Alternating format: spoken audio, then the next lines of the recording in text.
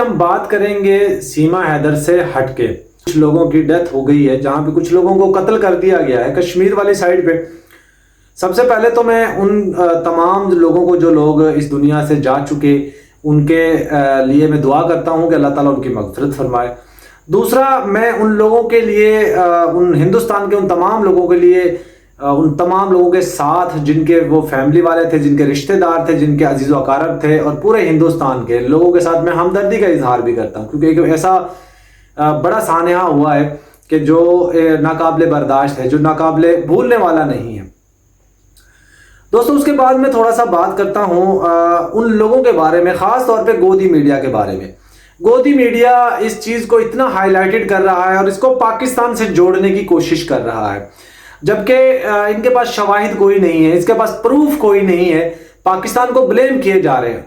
मैं आपको लोगों को बता दूं, 3-3:30 बजे के करीब 3 बजे के करीब ये जो है वो इंसिडेंट होता है। ठीक 5 मिनट बाद ट्विटर अकाउंट के ऊपर एक ट्वीट किया जाता है, एक ऑफिशियली अकाउंट की तरफ से, कि ये पाकिस्तान ने करवा दिया। जांच एजेंसियां क्या सोई पड़ी हैं? क्यों इन्वेस्टिगेशन नहीं की? क्यों नहीं जांच कंप्लीट की? देखिए, अगर एक बंदे की डेथ होती है, उसका भी अगर पता करना हो कि इसकी डेथ किस तरीके से हुई है, तो उसके लिए भी पोस्टमार्टम होता है। पोस्टमार्टम के लिए भी 3-4 घंटे 5 घंटे चाहिए होते हैं, तब जाकर उसका तयन होता है, तब जाकर फैसला होता है कि इसकी डेथ किस वजह से हुई है। लेकिन यहां पर अजीब ही कानून, मैं ना मानू वाले सीन है। मैं आप लोगों को एक बात याद करवा दूं दोस्तों, पाकिस्तान और हिंदुस्तान के अंदर जब ये दोनों मुल्क बन गए थे, अलग-अलग हो गए थे, तो 1960 के अंदर एक मुआहदा हुआ था, सिंध तास मुआहदा, जो कि पानी के मसले को लेकर था। क्योंकि आपको पता है, सारा जो पानी है वो हिंदुस्तान वाली साइड से पाकिस्तान की तरफ आता है, दरिया वहां पे है, वहां से पानी पाकिस्तान की तरफ आता है। और ब्रिटिश ने जब ये नहरी निजाम बनाया था, तो वो सारी नहरें पाकिस्तान की तरफ से होकर जाती हैं। तो उस वक्त इनमें मुल्कों में, दोनों मुल्कों में तब भी यही मामला थे कि जाहिर बात है हिंदुस्तान के पास पानी सारा जखीरा मौजूद है। अब मैं आप लोगों को एक बात बता दूं, जब सिंध तास मुआहदा हुआ था 1960 में, उस वक्त से लेकर आज तक जो मुआहदा हुआ था, दोनों मुल्क एक दूसरे पे वो नहीं रखते थे यकीन, लेकिन जो इंटरनेशनल बैंक था, वो इसके अंदर जो इंटरनेशनल जो लॉज थे, जो फॉलो करने वाले हैं, जो इदारे हैं, वो लोग इसके अंदर जो है वो एज ए गवाह, एज ए विटनेस उन्होंने शामिल हुए। तब जाकर दोनों मुल्कों ने फैसला किया कि हाँ ठीक है, हम इनका फैसला मानते हैं। लेकिन हिंदुस्तान ने उसकी हमेशा वायलेशन की, हमेशा पानी का मसला हमारा ऐसा ही रहा, और पानी जब दिल किया, जब पानी बंद कर दिया, क्योंकि पाकिस्तान को उस वक्त यही खतरा था कि ये पानी बंद कर देंगे, और अब ऐसा ही होता है। अभी भी यही चीजें जो है वो सामने आ रही हैं। एक इंसिडेंट होता है हिंदुस्तान में, उसकी जांच हुई नहीं, इन्वेस्टिगेशन हुई नहीं, पाकिस्तान को ब्लेम कर दिया, पाकिस्तान के इदारों को ब्लेम कर दिया, पाकिस्तान के लोगों को ब्लेम कर दिया, पाकिस्तान के जो लोग वहां हिंदुस्तान में लीगल वीजा लेकर गए, उनके वीजे रिजेक्ट कर दिए, कैंसिल कर दिए, बॉर्डर सील कर दिया, पानी बंद कर दिया, उसके बाद पाकिस्तान के लिए वीजे बंद कर दिए। और मतलब क्या साबित करना चाह रहे हैं आप लोग? क्यों पाकिस्तान को ब्लेम करते हैं आप लोग? पहले इन्वेस्टिगेशन तो करें, पहले इंचार्ज अपनी जाकर तहकीकात तो करें। खामखा पाकिस्तान को ब्लेम करते रहते हैं। और जब भी कोई मसला हो जाता है, अभी पुलवामा में कुछ अर्सा हमला पहले, उस वक्त एक अटैक हुआ था, उसमें कितने जो सेना के जवान गए थे, उस वक्त भी बहुत सारे लोगों ने, पाकिस्तान के प्राइम मिनिस्टर ने अफसोस का इजहार किया था उनके साथ, लेकिन फिर भी पाकिस्तान को ब्लेम किया गया। सारी दुनिया जानती है कि ये कांड क्यों होते हैं, सारी दुनिया जानती है कि ये इस तरह के लोग कौन करते हैं, हिंदुस्तान के अंदर क्या मामला चल रहे हैं, सारी दुनिया जानती है कि वक्फ बोर्ड को लेकर एक हंगामा आ रही है पूरे हिंदुस्तान में अंदर, उसको डाइवर्ट करने के लिए इस तरह के काम किए जाते हैं, कभी इलेक्शन को जीतने के लिए इस तरह के काम किए जाते हैं। हमेशा हिंदू मुस्लिम की इनकी सियासत होती है और मुद्दा पाकिस्तान पे डाल देते हैं। भाई, पाकिस्तान के अगर आप एम्बेसडर को हिंदुस्तान से निकाल देंगे तो क्या बिगाड़ लेंगे किसी का? क्या आपको पता नहीं कितने हिंदुस्तान के लोगों के यहाँ धार्मिक चीजें, कितने हिंदू बहन भाइयों की धार्मिक चीजें, उनका क्या बनेगा? क्यों नहीं सोचते आप लोग? क्यों आप एक उसको लेकर बैठ जाते एक चीज को? सीमा हैदर नजर नहीं आएगी आप लोगों को? बाकी जो लीगल वीजा लेकर गए हैं उन लोगों को भगाएंगे, निकालेंगे, उनके वीजा रिजेक्ट कर देंगे, पानी बंद कर देंगे, ये स्ट्राइक कर देंगे, ये कर देंगे, वो कर देंगे। क्या सीमा हैदर नजर नहीं आ रही जो इलीगल तरीके से गई, हमारे 4 बच्चों को लेकर गई है?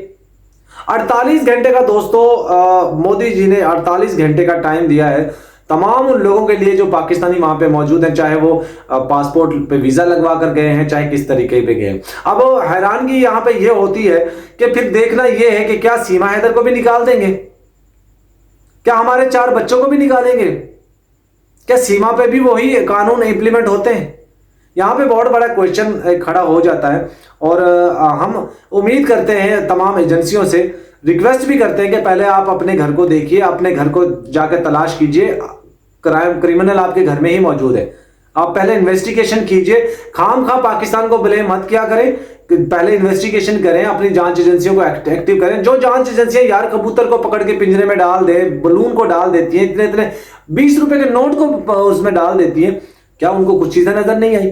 और गोदी मीडिया फेक पाकिस्तान के खिलाफ नैरेटिव बिल्ड करके रखता है। अब जब पाकिस्तान के लोग हिंदुस्तान के लोगों के साथ बात करना शुरू हो गए, उनको पता चल गया कि पाकिस्तान में तो बहुत अच्छे लोग हैं, पाकिस्तान तो बहुत अमन पसंद मुल्क है, तभी मीडिया ने ये सारी खबरें चलाना शुरू कर दी, तभी ये कांड कर दिया इन लोगों ने कि जिससे वो दोनों मुल्कों में और कशीदगी बढ़े। और बयानात ऐसे दे देते मीडिया पर आकर जैसे कोई, मतलब मैं क्या ही कहूं। बहरहाल दोस्तों, हम लोग उम्मीद कर रखते हैं अगर मोदी जी ने ये इतना बड़ा इनिशिएटिव लिया है कि वहां से जो लोग वीजा लेकर भी गए, उनके वीजा रिजेक्ट कर दिए गए हैं, उनको 48 घंटे का टाइम दे दिया कि आप वापस चले जाएं, तो फिर सीमा हैदर के लिए भी ये कानून लगना चाहिए। हमारे 4 बच्चों को भी रिपोर्ट करना चाहिए, हमारे 4 बच्चों को भेज देना चाहिए। सीमा को जेल में डालना डालिए क्योंकि उसने क्राइम किया है, लेकिन माइनर छोटे बच्चे हैं। और हमेशा से दोस्तों हिंदुस्तान ने सिंध ताश मुआहदे की खिलाफ वर्जी की, डैम पे डैम बनाता गया और पानी जो हमारा रोकता गया, ये सारी दुनिया को पता है। और यहां पर भी कोई बोलने वाला नहीं है, मन मर्जी करते हैं, अपनी मर्जी से जो इनका दिल किया वो करते हैं, कोई पूछने वाला नहीं, कोई रोकने वाला नहीं। अभी क्या फिर फर्क पड़ जाएगा? अगर आप बॉर्डर बंद कर देंगे, वीजे बंद कर देंगे, तो किसी को क्या फर्क पड़ेगा बताइए भाई? आपके लोग हिंदुस्तान से पाकिस्तान आते हैं, इस दफा भी 6,500 सिख यात्रियों को पाकिस्तान ने वीजा दिया और उनकी जो धार्मिक चीजें हैं वहां पर जाकर उन्होंने दर्शन किए। हमारा क्या बिगड़ेगा भाई? क्या होगा? ज्यादा से ज्यादा हम वाले पे नहीं जाएंगे, ज्यादा से ज्यादा जो हमारे रिश्तेदार अजीज वकारब हैं उनसे हम नहीं मिलेंगे, किसी थर्ड कंट्री में मिल जाएंगे। लेकिन आप सोचिए, अकल के नाखून लीजिए, कुछ होश कीजिए कि किसी भी तरीके से पहले अपना जो आपके मुल्क के अंदर जो चीजें हो रही हैं, जो अभी कांड हुआ है, जो एक इंसिडेंट हुआ है, पहले उनके साथ हमदर्दी कीजिए, फिर उनकी इन्वेस्टिगेशन कीजिए। इन्वेस्टिगेशन करने के बाद जो शख्स उसमें शामिल आता है, क्रिमिनल साबित होता है, उसका नाम लीजिए। खामखा पाकिस्तान को ब्लेम मत कीजिए। लेकिन नहीं, आप नहीं चलेंगे क्योंकि सख्ता आप में सख्ता रहनी है। आपने कुर्सी के पाए पकड़ के रखने हैं, कुर्सी पे बैठे रहना है, कुर्सी पे जमे रहना है। इसलिए आप सच बोलेंगे नहीं, लोगों को वर्गलाएंगे, लोगों को उकसाएंगे, लोगों को गलत डायरेक्शन में लेकर जाएंगे, लोगों को गलत बताएंगे। और ये तो दुनिया पागल नहीं है, ये सारी दुनिया जानती है कि ये कौन कर रहा है, क्यों कर रहा है।